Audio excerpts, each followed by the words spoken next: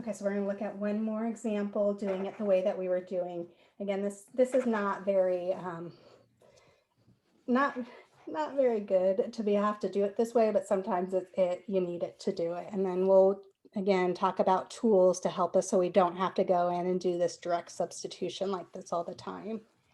But if I went in here and I was trying to figure out what this limit was, first thing I would always try is direct substitution. So first thing I want to go do is wherever I see an x in this function, I want to plug in this 0 because that's what x is approaching in this case.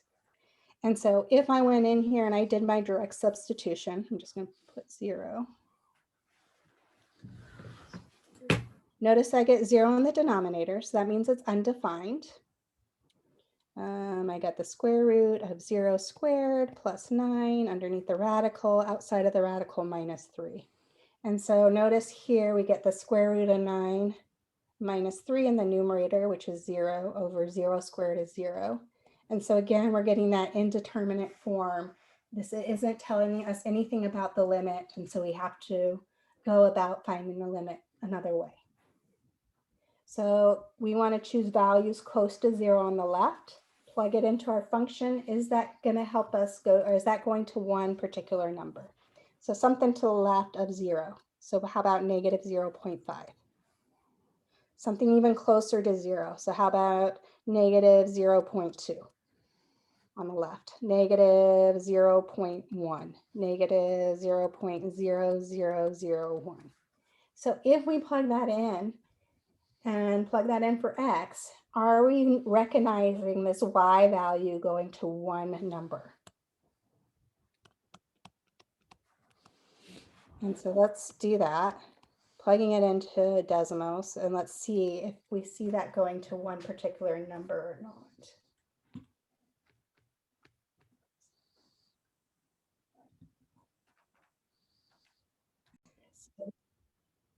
Okay, so let's put in our function. We have f of x is equal to our numerator.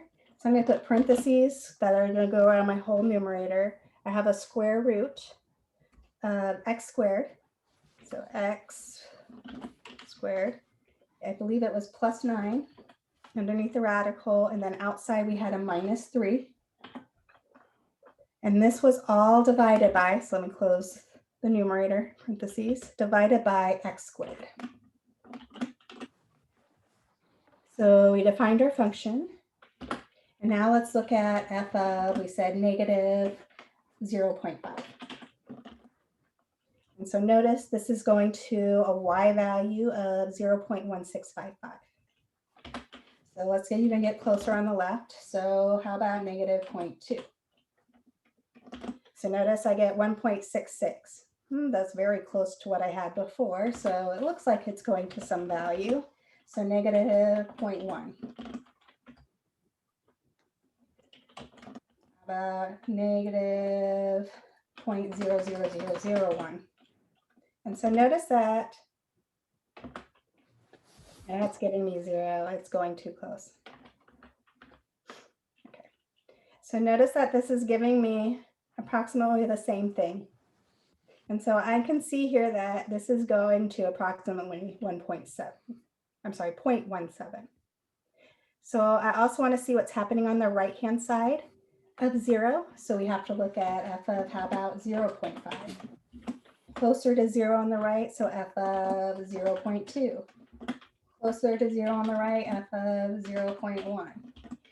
Are those y values going to the same thing? And it also looks like it's approaching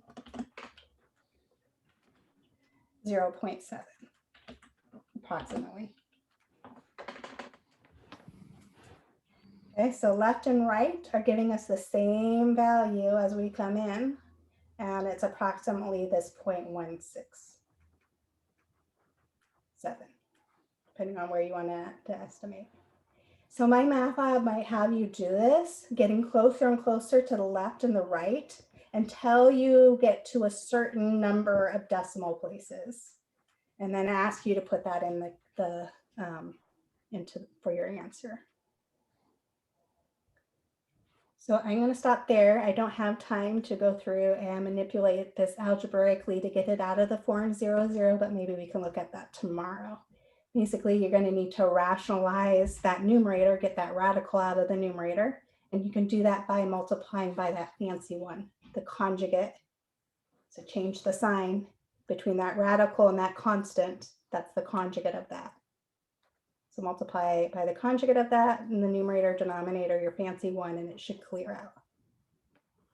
Okay, so we'll get into limit laws tomorrow, but now hopefully you have an etude of what's going on graphically and algebraically when you're looking at limits as x approaches some value.